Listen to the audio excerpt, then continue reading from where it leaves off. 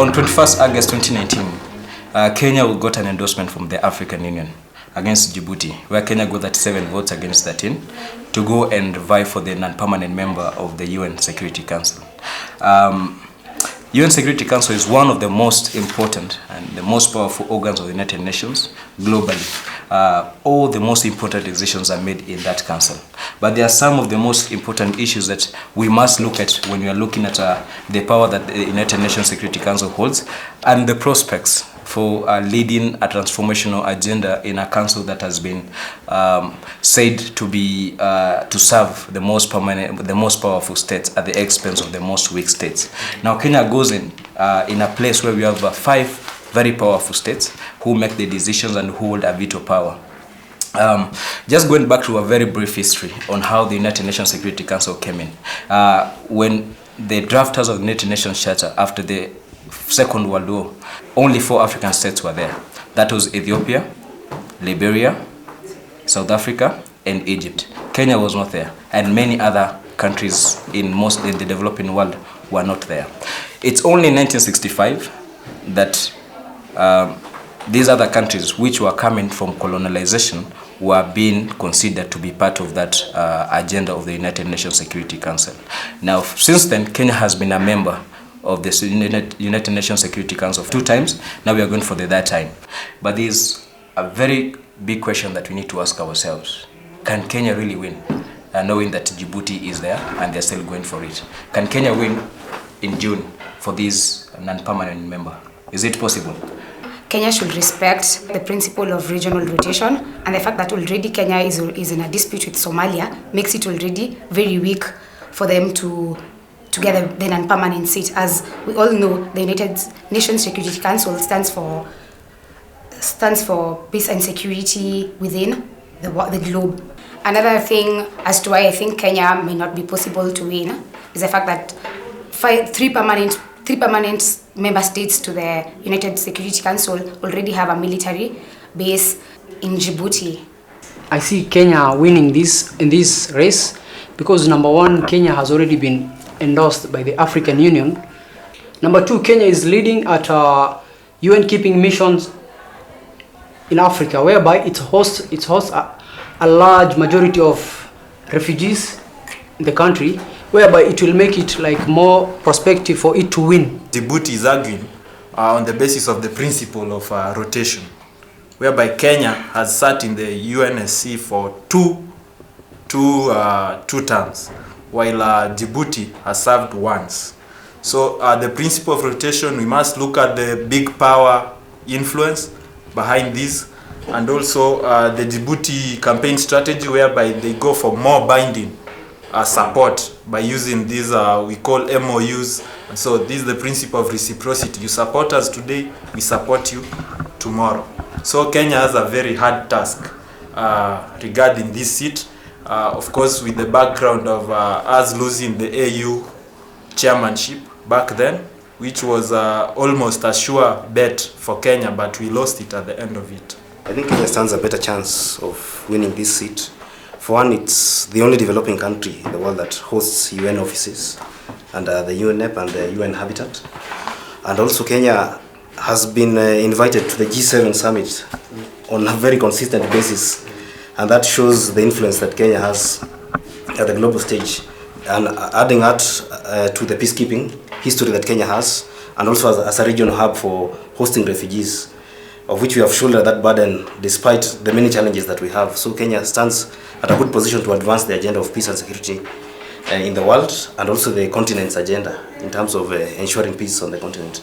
Kenya stands a very good chance because of it's not only a gateway to Africa, it is also very strategic for many countries out there, whether developing, whether developed countries, whether powerful, whether weak.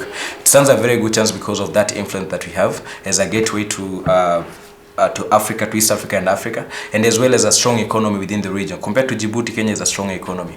It will be better for the powerful states to trade with Kenya because of that advantage compared to Djibouti. In terms of economies, Kenya's economy is bigger. They would benefit more in their relations with Kenya than Djibouti. At the same time, Djibouti also stands a very good chance to win, because remember, even with the 13 and 37, those dynamics can change, because now Djibouti is trying to play the card of Anglophone and the Francophone in order to divide the African states, in order to take a few from Kenya and add to them. Again, there's also the issue of the Arab League, where Djibouti is a member too. And if those regional dynamics come in, Djibouti has some more votes to bank compared to Kenya. Kenya, so far we stand as Africa and we are banking on the 55, which is very hard to get. And again, we are not very sure of how we are going to benefit from our friends in Latin America, our friends in Asia, who hold the biggest numbers in the United Nations General Assembly. So in that view, I think even though Kenya might win, Djibouti will give Kenya a real run for their money. Every human being in nature, we're all selfish. The reason as to why we have France, United States, and the Chinese. They already have military bases in Djibouti. The only reason as to why they'll end up supporting Djibouti is because for their own interests. And for Kenya, I think there's a higher stake of Djibouti winning compared to Kenya. Or maybe at the end of the day, Kenya might end up sharing the seat with Djibouti, like the same thing that happened to Netherlands and Italy.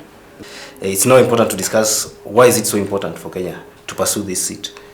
Looking at, we have other issues that we can focus on. Why is it so important to be at the UN Security Council? We have the offices. Why not enjoy having the offices here? Why go now for the non-permanent seat? We know it does not have much influence, especially because of the veto, but why is it so important? I tend to think it's important for any country to seek a position in any international arena or organization, because when you are linked to the international system, you must seek a better position where you can better project your interests and also push for certain agenda. For example, Kenya is a member of the Common Committee of 10 on the UNSC reforms. So it's something that Kenya is championing for. It is seeking at least, let's say, permanent seat in the future in the United Nations Security Council. And also we have issues with the counterterrorism strategy. We have a committee on the same in the UNSC, and Kenya is very active within the region on that particular line. And also, when we talk about having better domestic issues than international issues, I think that thought is somehow, I can't call it, for lack of a better word, let me say misguided. Because also we have countries with the worst human rights records in the UN. We have poor and impoverished countries which have very lavish and expensive missions abroad. And we also have, you cannot isolate yourself from the international system. Yes. We've already had this opportunity twice, in 1973, 74, 97, 98. So my question is, why don't we focus on getting in the permanent, and like getting an opportunity to be in the non-permanent, and we still don't have a big impact. So why focus on that? I want to say that it is very important for Kenya to be an non-permanent member of the United Nations Security Council for various reasons. One is that we are not going there for the Kenyan people, for just Kenya as a state. We are going there carrying the African continent with us. We are going there carrying the Latin Americans with us. We are going there carrying the Asians with us. And we are going there carrying the Eastern Europeans with us. People who for a very long time, they have not had an opportunity to equally participate in that forum, just like the powerful states. Remember, the United Nations Security Council was made only to preserve the power of the most powerful states, not for the poor or the weak. The weak are only given a place to participate, but not a place to make decisions.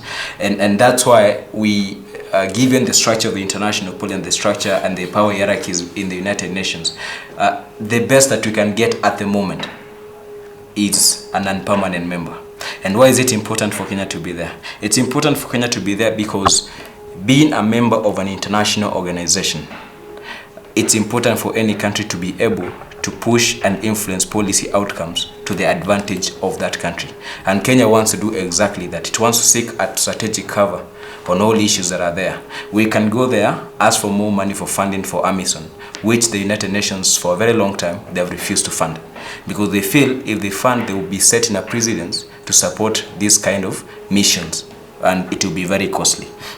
So Kenya going there, it is going to ask for assistance from these very powerful states, the ones who have money, to exchange intelligence, to help in combating terrorism, to help in development, and at the same time to advance the United Nations reform, whereby we can have all states equally participate and benefit from this international institution that we so love, and that we hope that one day it will live to the dreams of its the people who formed it and the aspirations of the world citizens.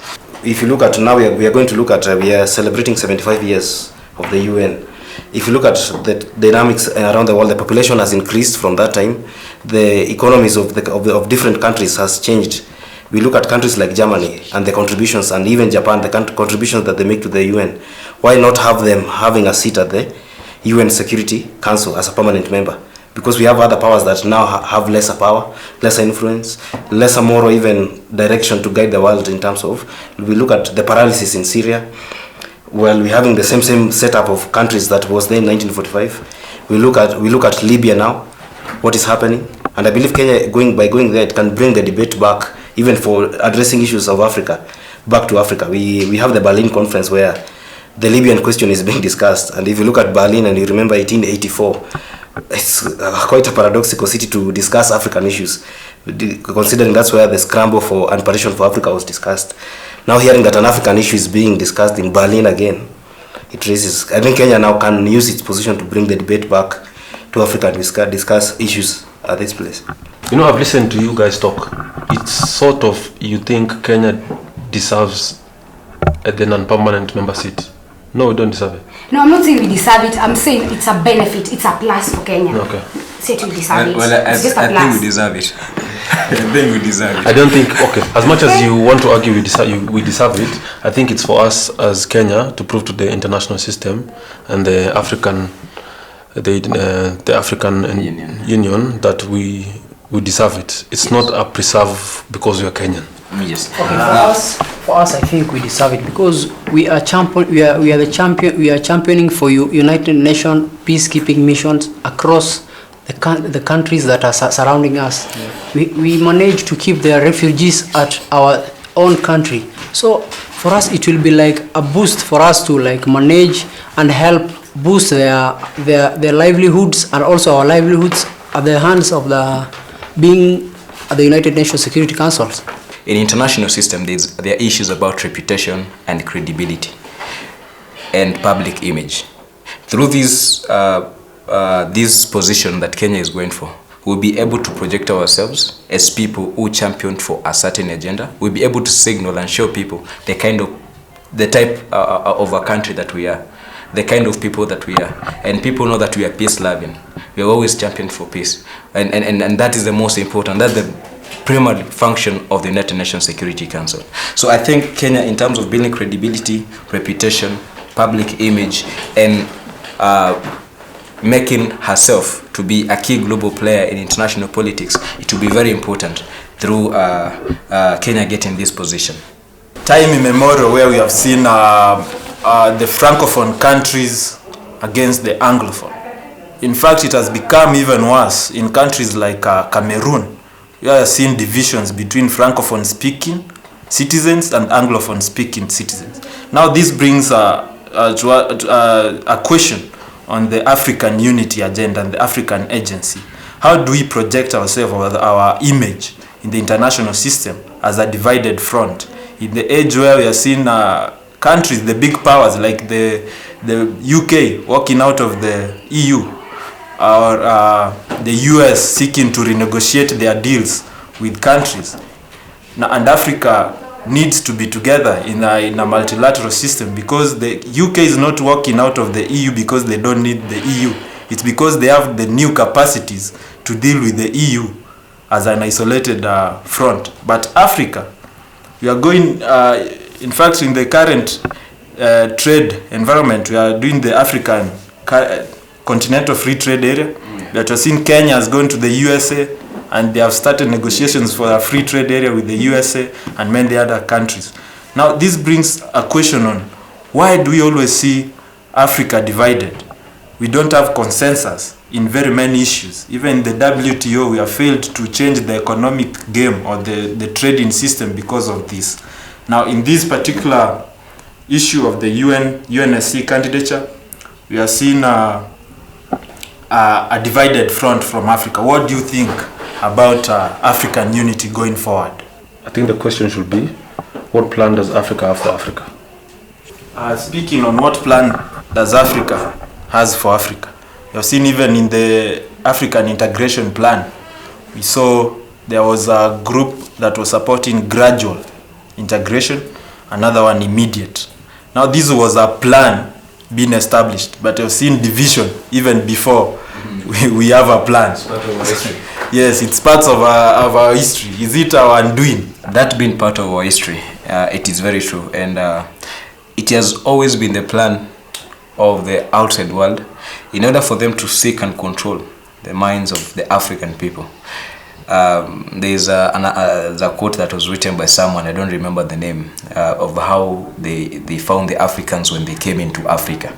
And they say that the cultures that the African people have, they are cultures that you cannot colonize them, not unless you destroy the cultures and their livelihoods and their history. And our history was a history of unity, a history of a shared prosperity and love. But that all changed with the colonization. They came in, they divided Africa, they made people cautiously aware that they speak French. Some of them were assimilated to even become and speak and behave like French people. In the eastern part of Africa, some people were all dreaming to go to Europe and US to study, and so that they can behave as British people. So that has been embedded into the African culture and history by the colonizers. That was part of their game plan. And for as long as that division is there, they make sure that African will never achieve their aspirations. Remember, we aspire for a united states of Africa, but that's a very far-fetched dream. It will take a while because they will make sure that French people will never agree with the English-speaking people in Africa. And as long as that happens, and it's the same thing that is in play right now with Djibouti and with Kenya. It is right there. But in my opinion, I would say that because I'm supporting Kenya, I would say that Djibouti is spoiling for Kenya. But again, we live in a very democratic world, so they have all the right to do that. But I think if we want to present ourselves as people who can negotiate, people who have a collective bargaining, I think we need to be able to present a united front. Djibouti should be able to support Kenya regardless of whether it will win or not. Djibouti should support Kenya so that next time Kenya can support Djibouti. And going out there, we can have one country that can be able to speak for the entire African continent. And whatever that country speaks for, people will take it as the aspirations of the entire African continent. Now, without that, having Djibouti and the other country, I'm sure other countries out there, they are laughing at us and they are wondering how confused can we be. And as long as that persists, I think we'll have our challenges. Now, our challenges have always been out of that division. I think one thing that Kenya also has failed to mention, and I think it's important, is the issue of trade. They have not mentioned about the issue of trade. They have talked about in their 9-point agenda, their 10-point agendas, they lack to talk about trade. And Africans, they have marginalized and they have been sidelined in the issues of international trade. The rules of engagement, they are not equal. We are not operating an equal playground, and that's something that I think they have neglected, and they might need to bring it up because many African states they feel that they need to be engaged at an equal playground, and that Kenya is not pushing for. So I think that's something that we need to bring up so that we all aspire, so that as we advance the African Continental Free Trade Area agendas, we advance our participation in the WTO as a united front. But we have a country that can go and push for rules of engagement that are equal and that are beneficial to the African people. Having discussed all those issues, we have at least tried to establish why or whether Kenya has prospects. We have seen it has prospects in terms of the campaigning machinery that it has. Then we have looked at why is it important. We have seen the positives. They have outweighed the negatives of why Kenya should pursue this seat. And in terms of the African consensus agenda, we have, yes, there's a lot of pessimism on whether Africa can unite, but we have some pointers that Kenya can use that position to advance African unity our president has been a very key Pan-Africanist, maybe taking in the roots of his father. He's a key Pan-Africanist in terms of trying to unite the continent. And also, if you look at Africa, compared to the UN, we have an African standby force, for example. The UN does not have an African standby force, does not have a standby force to deal with issues of peace and security. But Africa shows the world that they have a standby machinery. Yes, it has not maybe worked, but they have a standby machinery that can address issues of peace and security on the continent. And going forward, I would like to hand over to my colleague Terry, or got to add on some things. Now, it matters on how we study or we perceive the current affairs or the current situations, and importantly on how we can capitalize on them to influence the upcoming voting for the UNSC non-permanent membership. Now, for example, where does Kenya stand on the Middle East policy by the US? Do we stand with the people of Palestine, or do we stand with the US? And also on coronavirus, do we stand with China in fighting it, or are we stigmatizing or sidelining them? Now, that's a big question we need to ask ourselves, and how it can play in our favor. This tug of war between Kenya and Djibouti is a unity test to the African continent. Can the African continent withstand this?